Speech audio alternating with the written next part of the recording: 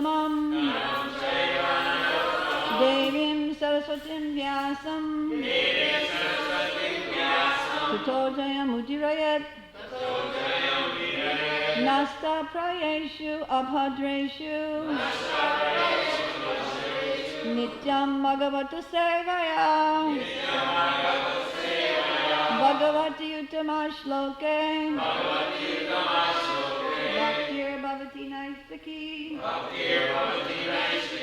Before reciting the Srimad Bhagavatam, which is our very means of conquest, one should first offer respectful obeisances unto the personality of Godhead, Narayan, unto Narayan Rishi, the supremmost human being, unto Mother Saraswati, the goddess of learning, Srila Vyasadeva, the author, and Srila Prabhupada, the translator and commentator. By regular attendance in classes on the Bhagavatam and by rendering service unto the pure devotees, all that is troublesome to the heart is almost completely destroyed, and loving service unto the personality of Godhead, who is praised with transcendental songs, is established as an irrevocable fact. Reading today from Srimad Bhagavatam, 1st Canto, Chapter 9, text number 9. This chapter is called The Passing Away of Bhishma Deva.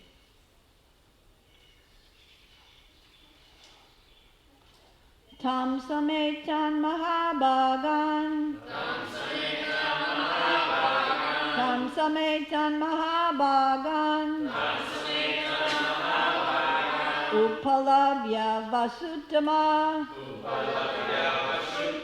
Upalabhya Vasutama Punjayan Asadharmagyo Punjayan Asadharmagyo Desha Kala Vibhagavit Desha Kala Vibhagavit Tansametam Mahabhagan Upalabhya Vasutama Punjayan Asadharmagyo Deshakala Vibhagavit. Please chant. Tansametan Mahabhagan Tansametan Mahabhagan Upalabhya Upalabhya Vasutama Vasutama Pujayam Asadharmagyo Deshakala Vibhagavit.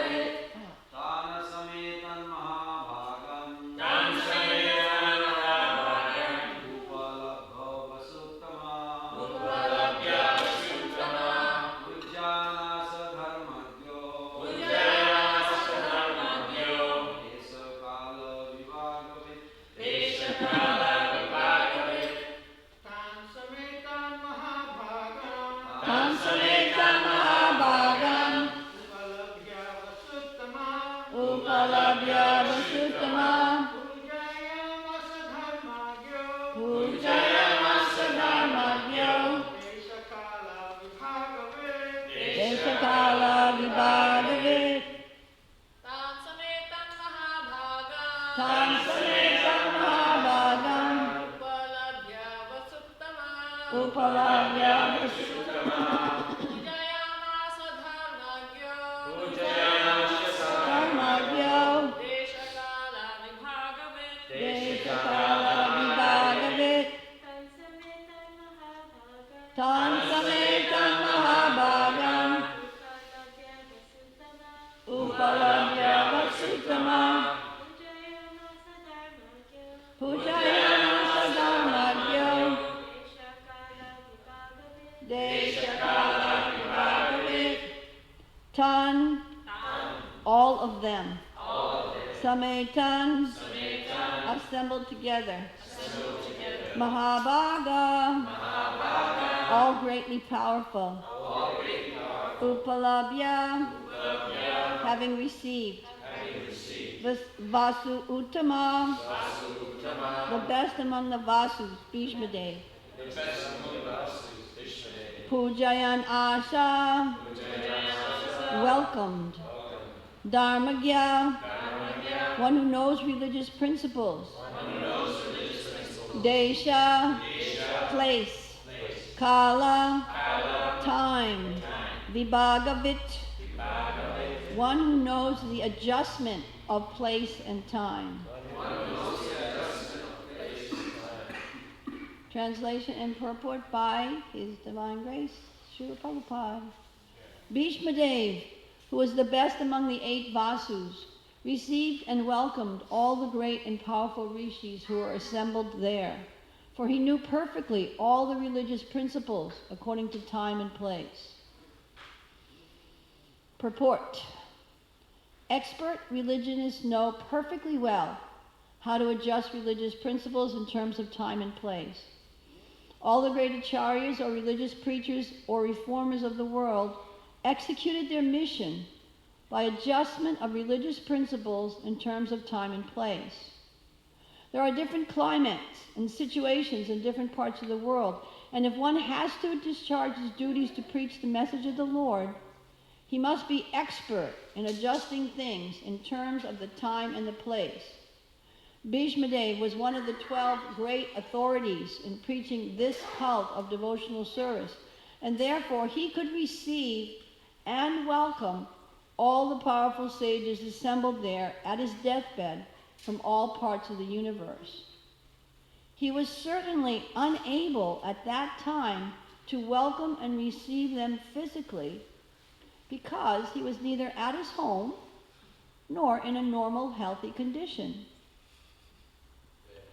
But he was quite fit by the activities of his sound mind, and therefore he could utter sweet words with hearty expressions, and all of them were well received. One can perform one's duty by physical work, by mind, and by words, and he knew well how to utilize them in the proper place, and there was no difficulty for him to receive them, although physically unfit. Om Agnati Mirandasya Jananjana Salakaya Chaksur Umilitam Jena Tasmai Shri Gurave Namaha. I was born in the darkness of ignorance, but my spiritual master very kindly forced open my eyes with the torchlight of knowledge. I am eternally and totally indebted to him, life after life, and beg for service at his lotus feet. Hare Krishna. So we have a very interesting, juicy purport here. Before we get to the juice, the nectar juice and the purport, I thought I would just talk about in the verse. The verse talks about, I'm going to read the verse one more time, perhaps. Bhishma Dev, who was the best among the 8 Vasus, received and welcomed all the great and powerful rishis who were assembled there, for he knew perfectly all the religious principles according to time and place. So it's mentioned in the verse that Bhishma Dev was one of the 8 Vasus. So we don't hear much about those 8 Vasus. They're mentioned in the Mahabharata. And when I was reading over the story about the 8 Vasus, what came to mind was the verse in Bhagavad Gita where Krishna says that the actions and interactions of karma are very intricate and very difficult to understand, because this is one of these, it's not there's many other stories that involved way more intricate dealings of action and reaction and karma, but it's got a few little twists in there. So a long, long time ago, there was a great king named Mahavishva. And Mahavishva was a very pious and powerful king who executed many sacrifices. And he had a very long life, so he executed many, many sacrifices. And due to his sacrifices, he was elevated to the abode of King Indra. So there in the assembly of Indra one time, with the demigods present, including Brahma, Ganga Devi came in and just happened to captivate the mind of many of the people, the male members of the audience. And then, what often happens in the heavenly planets in different circumstances, the wind came and blew Ganga Devi's clothes off. And this is why in Kali Yuga, when the ladies wear their saris, they pin them on. Oh, sorry. So blew her clothes off, so all the demigods looked away out of respect. They looked away, except for King Mahavishva, who kept staring at her. He was totally captivated. So Brahma then cursed Mahavishva. You'll have to be born again on earth, but in one lifetime you'll come back. So that's Mahavishva's story. So then he's thinking, even after getting the curse, he's thinking really fast, and he's thinking of all the pious kings that are on the earth, and he requests Brahma, can I please be born as the son of Maharaj Pratipa? Brahma says, okay, because Maharaj Pratipa was very pious, he wanted to be in a pious situation, etc., etc. So then Ganga leaves the assembly. When she's leaving the assembly, then she bumps into the 8 Vasus, who are very dejected and sad. She asks them, ¿Qué pasa? What happened? What's wrong? And they say, they have just been cursed. They have just been cursed by Vasishta Muni. And their story is, how do you pronounce D-Y-A-U? Diao? Diao? So Diao, he was the chief of the 8 Vasus, Diao. And he was requested by his wife to take the Kamandalu cow, the Kamandenu cow, Surabi cow, whatever, the Kalpavriksha cow, the one who fulfills all desires, that cow, from Vasistha Muni, and her name was Nandini. And so Diao's wife asked him to do it, and he agreed, and he got his brothers to help him, his 7 brothers to help him. So they went and arranged, and they stole the cow, and only enjoyed happiness for a little time, because as soon as Vasistha Muni, he understood. He didn't see, he didn't hear, he didn't investigate, he just understood by his mystic potency who stole his cow. And he immediately took water, sipped water, and cursed them, that they would have to be born on earth. Yeah, that they'd have to be born on earth. So you can see, here we are, cursed, okay.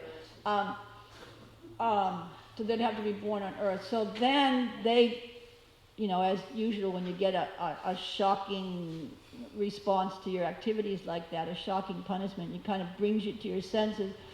So they immediately returned the cow with all apologies and everything, and asked if they could reverse the curse. And he said, no, we can't. My words never prove false. He said, but all of you will have a very short lifespan on earth, except for Diao, because he was the chief one. He'll have to stay there one life. And not only that, but Diao will have to, he won't have any progeny, and he'll be very powerful, very pious, a knower of the Vedas and everything, but he won't have any contact with women, and he won't have any progeny. But he'll have to remain a full lifetime on earth. So then here's like chapter 3. So chapter 3 is when, so then the Vasus asked Ganga, can you be our mother? Because we don't want to have any earthly woman be our mother. We want to have, a special lady be our mother. She said, sure. So anyway, so then the story evolves that Mahavishva, remember, he comes as the son of Pratipa, and then Pratipa has a son named Santanu. So he takes birth as Santanu. Then when he sees the Ganga again in course of his life, he's very attracted to her. They agree to marriage. She says, sure, I'll be your wife and I'll obey your command, except you can't question any of my activities. I'll do whatever you say, but don't question any of my activities, and don't speak harshly to me. Remember that one, okay? Don't speak harshly to me, or else I will leave right away. That's a nice marriage vow. That's really, we should have thought of that. Repeat that to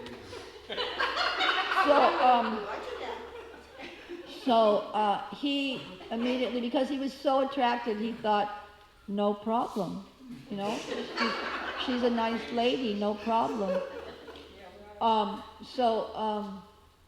He spent time with her, and after 1 year, the first son was born. The first year went flying by. It was just like a few days to him. The first year went flying by. She gave birth, and he was very happy. And after a few days, she takes the boy and drowns him in the river. But he remembers. He remembers that he can't question or speak harshly, so he just, grins, bites his teeth and bears the difficulty.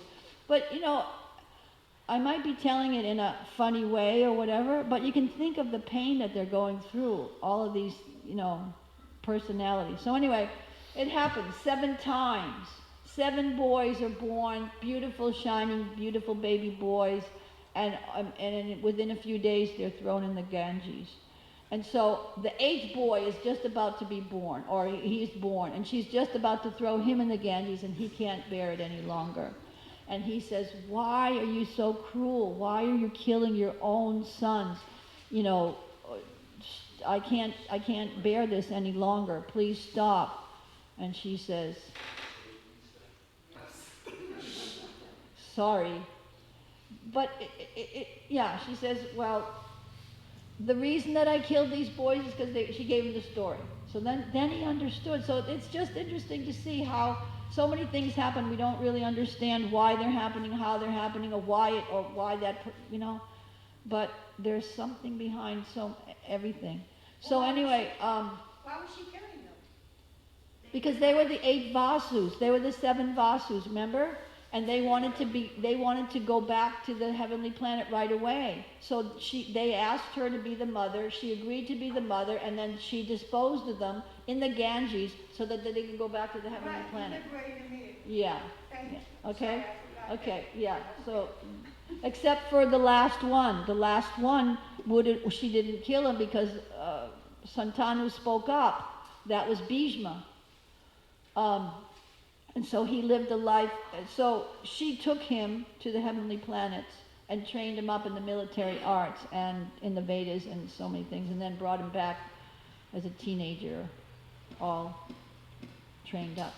It's interesting. Those are all of my notes that I didn't have to read, in case you were wondering. So anyway, so then Bhishma takes his birth. He grows up and he has whatever, all the little things, but that kind of puts all the pieces into place, how he acted and why he acted, and a lot of things that were there because of previous influences and things that he had to go through and whatever. So it's it just brings to light how that verse in the Bhagavad Gita, again, how the actions and interactions of karma are very difficult to pull apart and separate and explain and understand, but they have effect on us. So one thing, a side lesson that we can take from that is to take advantage of the opportunity that we have. I think of that a lot, as time is running out, there's just a little bit left of our lives, whether you're young or old, none of us really know how much longer we have here. So we somehow or other, by some causeless interaction of the Lord and Srila Prabhupada, we've gotten this opportunity. So let's just, and we might be average or less than average intelligence or whatever, or average or less than average piety, previous piety. But devotional service is so powerful and so beyond piety and impiety, the results of it. So whatever we can do in devotional service, just like yesterday, Tamahar Prabhu was saying, what was the number? 10 million, how many names? 10,960 something names just by chanting 16 rounds. Wow. Of names of the Lord. So let us take advantage of saying it as many times as we can with as much love as we can and eradicate the mountains and mountains. Although that's not our motivation. Our motivation shouldn't be to eradicate our sinful reactions. Our motivation should be to try to develop love of Krishna. Let's see. Anyway, take advantage of many things. Okay, now for the juicy part of the purport, right? So the purport was talking about the beginning of the purport. There was like two parts to the purport. The beginning of the purport was talking about how one who's a preacher, an expert preacher, has to adjust things according to time and place because there's different climatic situations and different customs and different places in the world. And in order to deliver the message of the Lord properly, you have to take that into consideration. So interestingly enough, perhaps, my mind immediately raced to all the different things that controversial ISKCON topics of changes and this and that and this and that. But what's Prabhupada talking about? That the adjustment that Bhishma Dev made. Did you catch it? Bhishma Dev made adjustments because he was pinned to the ground with arrows and he couldn't stand up and receive people nicely. That's the adjustment he made. He welcomed them heartily by his gracious words, and they all felt very welcome. That's the adjustment that he's specific adjustment that's being made here as to the adjustments of time and place and circumstance. I mean, he was, as you'd say, completely unable to move, completely unable to, unable to move. And one can imagine the state, how one has to control the mind in a circumstance like that, control the mind from the different waves of pain that might be going through your body at in a circumstance like that, and still acknowledge every single person that came to visit him with kind words and a heartfelt greeting and heartfelt appreciation. That's quite amazing. It's quite amazing. So, Srila Prabhupada, we can see how Srila Prabhupada, on his establishment of ISKCON, how he established things and adjusted the circumstances according to time and place, and but what was his adjustments? He wasn't adjusting the principles of devotional service. He was adjusting the details. So in Nectar Devotion, there's a chapter that explains about the difference between a principle of devotional service and the details of devotional service.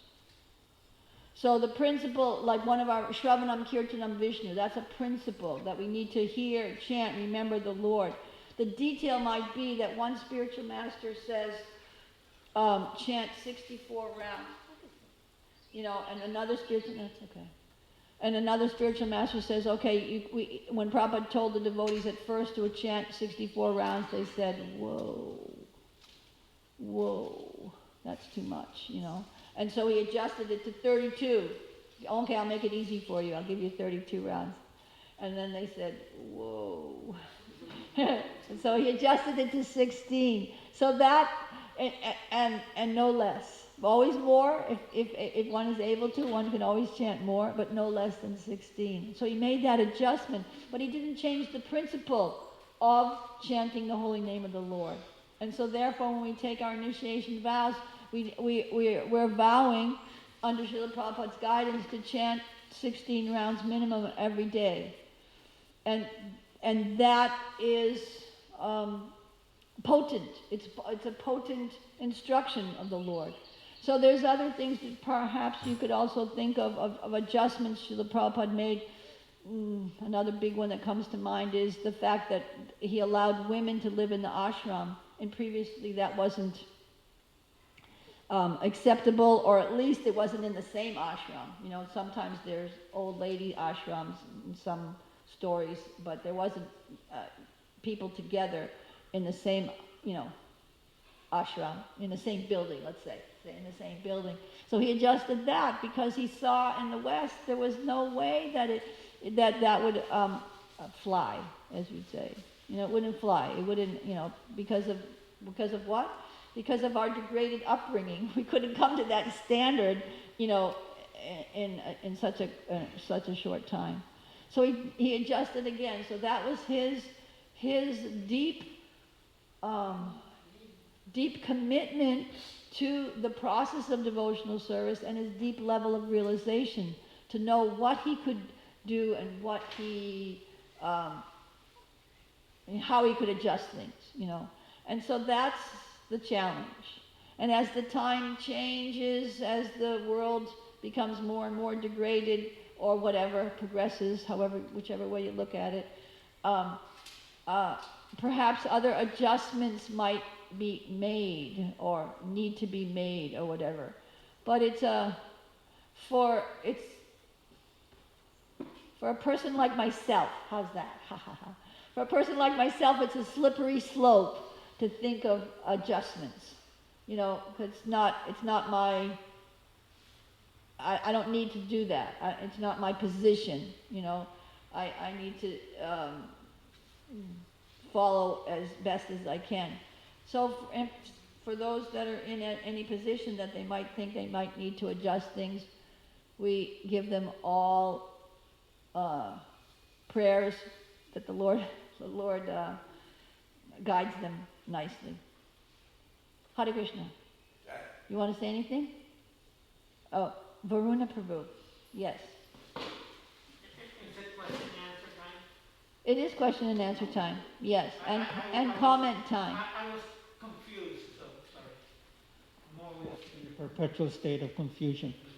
So, Mother Nanda, thank you very much. My obeisances to you again and again and again. So, Mother, please hear my plea. King Kulashekar, he prays, my dear Lord Krishna, I pray that the swan of my mind may immediately sink down to the stems of the lotus feet of your Lordship and be locked in their networks.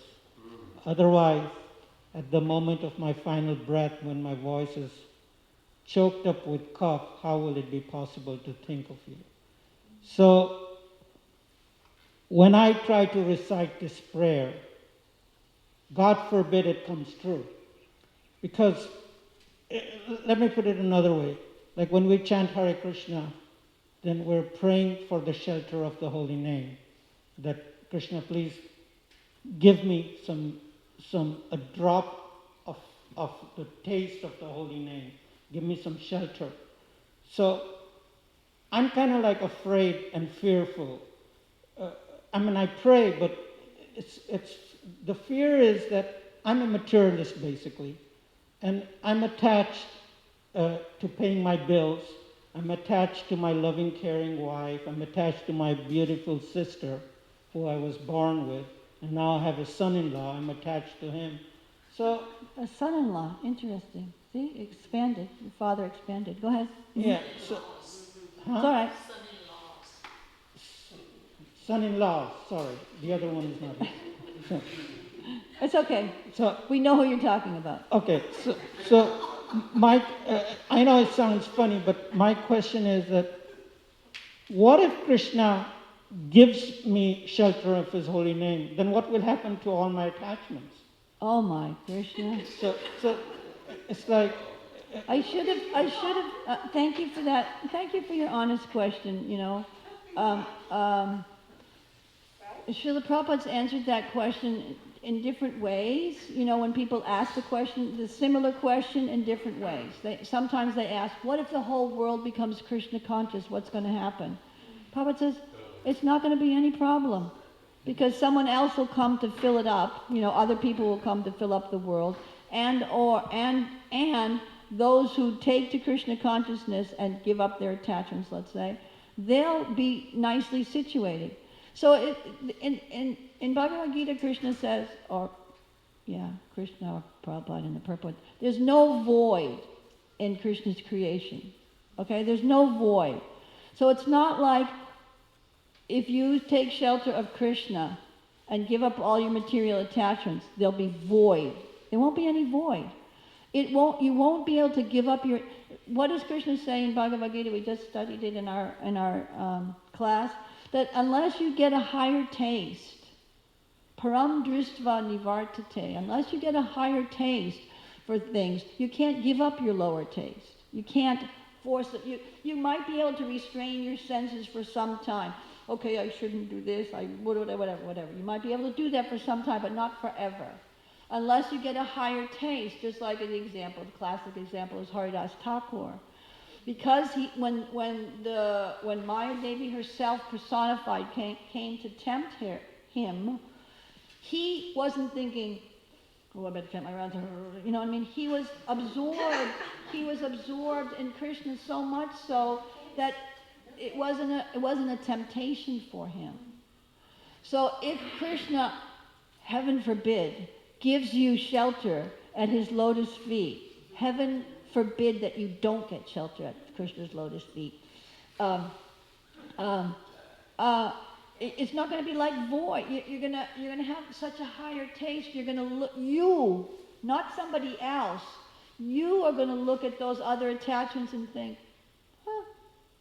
little crumbs, little pieces of grass, little straw in the street.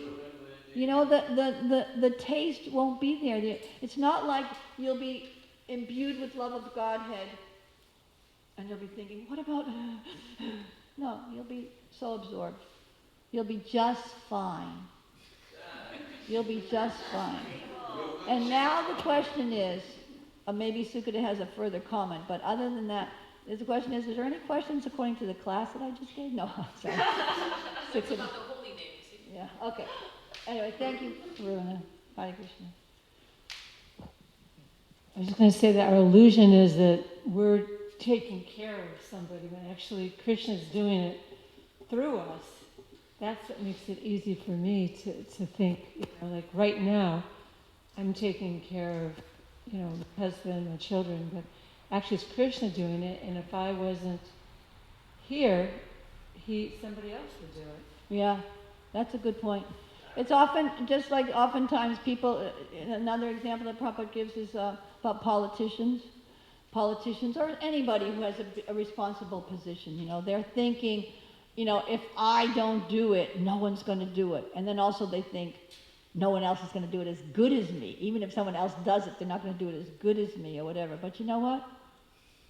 Life goes on. It goes on. And most likely, somewhere among a person's associates, there's somebody just waiting for you to get out of the way so that they can do it better. But we're in the way. You know what I'm saying? Can you hold that thought for a second?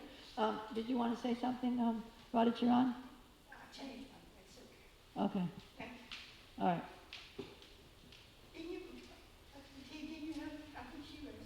Okay, whatever. We'll give it to Varuna and then it'll come around. Thanks. My second question is, so can Krishna actually give me shelter?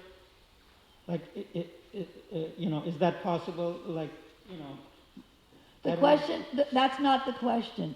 Can Krishna actually give him shelter? The question is, when are you going to be ready to accept the shelter that Krishna's offering? Okay, so pray for that. How's that? Okay? Yes, to answer your question, once you know the answer, yes, he can give you shelter. Not only can he give you shelter, it's not that he just has room for you either. You know what I mean? And I'm not, he's got room for all of us. And he's got room for everything, So the question isn't, can he give us shelter? The question is, when are we going to see the value of taking shelter? When are we going to see that actually everything's already orchestrated by the Lord, and I'm the one who's the blind person thinking that I can see, I can see everything really clearly. Just like I can see you really clearly now that I don't have my glasses off. Now I forgot the point. We're thinking that we're thinking that we're seeing things, or just like Sukada was saying, we're thinking we're giving shelter, we're paying the bills, we're doing this. In a second and a half, that can all change, and still, either the bills get paid or they don't get paid. And life will go on. Somebody's life will go on if it's not our life. Madhavati, and not only that, but life has gone. How many times have we already done this, Varuna? How many lives have we already supported a family in different shapes and sizes and ways and countries and, and forms? We've done it unlimitedly millions of times, and still we're not tired of it. That's one of the amazing. That's a new amazing thing. In regards to your class, when you're talking about Bhishma Dev lying down there and welcoming everybody, I was thinking about Yamaraj Prabhu when he left his body. Oh yeah.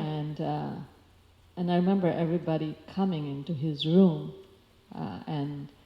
and he was welcoming everybody Really? with his smile on his face and acknowledging, and he was in pain with it, Yeah. his cancer and everything. Yeah. So just thinking about Yamaraj Prabhu. As far as the same point, you're talking about Prabhupada adjusting things, and I was thinking there were other things I kind of forget now, but one of the things I was thinking that how traditionally temples are built, the deities, yes, and Srila Prabhupada wanted that, because even in the letters that he's writing to his godbrothers initially is about build a temple and like that, but he adjusted. He bought buildings, and that was a big adjustment. Another adjustment, I was thinking that, and he mentions that how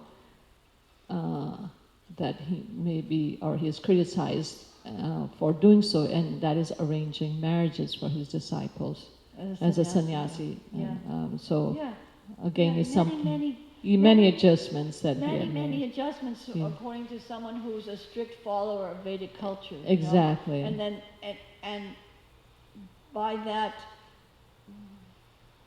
experience, being a strict follower of Vedic culture, they're not able to think of how to spread Krishna consciousness all around the world. Otherwise, yeah. But someone who's imbibed the message of the Lord, that the holy name is potent, that chant the holy name and it will do all the rest, that was Prabhupada's amazing conviction that and the order of the spiritual master.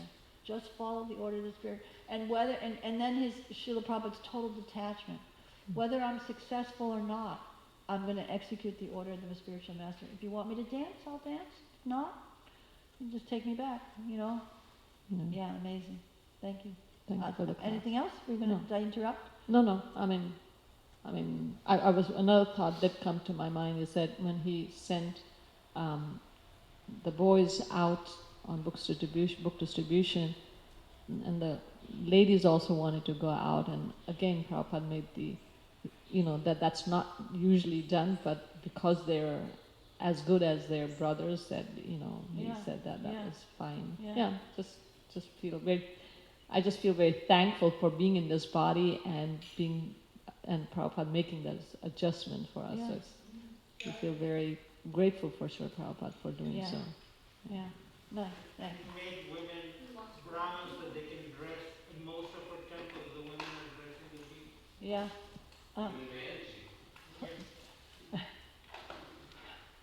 Prabhupada into Guru.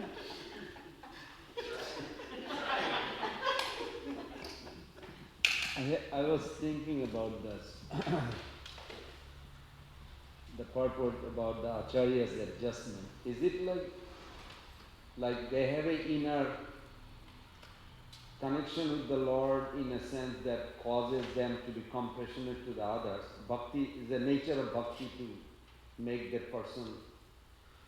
And that's where the adjustment comes, or adjustment is like separate quality that not, because when you're saying the acharyas or the purport, I don't remember exact sentence. So the reason I'm saying, like for an example, Bhakti Siddhanta Saraswati Thakur, he never gave Brahma Gayatri to the, until Bhakti Siddhanta Saraswati Thakur, non-Brahmana never got Brahma Gayatri. He is the one who started, but he never gave to the ladies. And Prabhupada started another one that he gave to the Matajis. So I'm just thinking, like, was it like in India, the compassion was like, was there, I'm sure, with Bhakti Siddhanta Thakur, but he was like adjusting that I should not give to non-Brahman because it may create, or what does this adjustment means, in other words, related to our practical situation? That's a hard question to answer. But we can go, specifically. When you were speaking, what I thought of what I had read recently in that Prabhupada Today that comes in your email every day, recently there was a thing where Prabhupada had said that in the guest house, in the ISKCON guest house, they could serve tea and beedi just because Prabhupada wanted the people to come and stay in the guest house, and if they were feeling too much discomfort, then so the devotees were shocked, and they said, we should serve it. And he said, no, you can have a little stand in the Guru, this is Vrindavan, and so by the Gurukula, maybe there's a little stand where a shop where they could get their tea and their beedi and something else, I can't remember, but they'd be able to, and he said, this was Srila Bhakti Siddhanta Maharaj's mandate, that just to get people to come to the temple, that adjustment could be. Now, specifically back to your question, what is the adjustment and how do you know? That's where you have to really pray, and understand what the principle and what the detail. What's the difference between the principle and the detail of the time and place? But my realization is paper thin, so I don't have, and neither do I have to think about that. Yay, thank you, Krishna. So I don't think about it. Okay? But you can ask more of your associates, and you'll get a good answer. Well, Prabhupada said utility is the principle. And purity is the force. So all of them together, nothing can be, I'm sorry. Also that famous story, Bhaktisiddhanta, that the guy was addicted to smoking cigarettes. And Bhaktisiddhanta said, we'll get you the best tobacco. Just walk over there when you smoke it. And that's what happened, and he gave him his mercy, and of course the devotee quit smoking, but that was his mood. He also supplied shoes on parikrama, which everybody said, you gotta go barefoot. Bhaktisiddhanta said he There's a reason for that, just intervene. Go ahead. Because I researched that story. That Very liberal. when Bhakti Siddhanta Thakur was speaking, he noticed that every few minutes, 10 minutes, 15 minutes, he walks out. Yeah. And it disturbed him. So he asked the disciple, why this man is walking out? So he is addicted to the smoking. Yeah. So tomorrow you bring the tobacco here, so he never leaves. I want him to hear. Yeah. So that's a legitimate, because he was compassionate. Yeah. He didn't care. Yeah. so liberal. Everybody said you can't go on parikrama and wear shoes, it's offensive. Yeah. And he supplied cloth shoes so people to facilitate. Yeah. Utility is the principle. Prabhupada could see what he had to do. Yeah. Like you said, look at our temples. All the deities are being dressed by women in this part of the world. Now in India, that's a whole different caveman situation. But that's okay because that's the circumstance. And that's okay. That's the circumstance and the culture that they're. But can you imagine if we didn't have Prabhupada? No, this is just one little point about millions of other points. Div. Prabhupada said, here's what? Here's Krishna, here's fallen jivas, let's get them together. And that's what he did. And let's say the thing, go a little further. If it's left to every Tom, Dick, Bhakta Dick, and Bhakta Harry to decide what's acceptable and what's not acceptable, and should I take acid or should I not take, you know what I mean? That'll be a whole mushmash. That's not what we're talking about. We're talking about, aligning everything. Purity is force principle. Utility is the principle, purity is the force. Understanding and that takes deep realization. That's not whimsical. It's not a whimsical. We're not presenting this for everyone to whimsically accept, to whimsically decide, well, I should only chant 3 rounds or whatever. That's not whimsical. Those adjustments take deep realization and understanding what needs to be done. And if you're on that level, that's okay. And if you're not on that level, just follow and you'll be fine. I was just thinking about talking about the acharyas, what they do. I mean, what kind of decisions they make. We know Srila Bhaktisiddhanta actually said to make arrangements for when he was getting them to come to, was it Maipur, to make non-veg. Yeah. I mean, for that governor, governor or whoever like, it was. And the people and his disciples in the ashram, they were like, yeah, how could you do that, Guru Raj? I mean, how could you do that? And here is Srila Bhaktisiddhanta, and this is what he said, Yeah. Yeah. So yeah, these are like pretty. You kind of understand their level of compassion. Yeah. That's what I see. Their level of compassion, that they're willing to go so beyond everything to bring them to Krishna somehow, to give them Krishna. That's just their level of compassion. Yeah. Yeah. And it's not easily imitated. No. We can't imitate that, without having that. Can I just add one thing? Certainly. Because I just love that comment of Bhaktisiddhanta. When Sridhar Maharaj, Prabhupada's godbrother, mentioned this, that when the idea of meat from the Calcutta hotel to be brought for Lord Anderson, who was the governor, it was such a big deal because nobody knew birthplace of Lord Chaitanya. So then when he told, he said that he asked Bhaktisiddhanta Thakur, how could he do this? I mean, whole world will be criticizing. He said, we are following Radharani. Do you know the mood of Radharani? She would, by all the time, every way, any way, to please Krishna, whatever it takes. To promote Mahaprabhu's place and Mahaprabhu's glory, we'll do anything. That is our mood. Wow. Okay, so right before we end, thank you for that. But right before we end, I'm going to read these. There's a couple of comments. Please. From Saudia E. Relationships aren't Maya. We have eternal loving relationships in the spiritual world. Okay, and then she also says, our problem is that we are the enjoyer and the proprietor of others and things. Rather, our problem, is that we think that we're the enjoyer. Rather, our enjoyment comes from Krishna's enjoyment. Yeah. Okay, just wanted to mention that. Thank you. Oh, wait. Okay. Yeah. Thank you very kindly. Glory to God. Nice one. Very nice.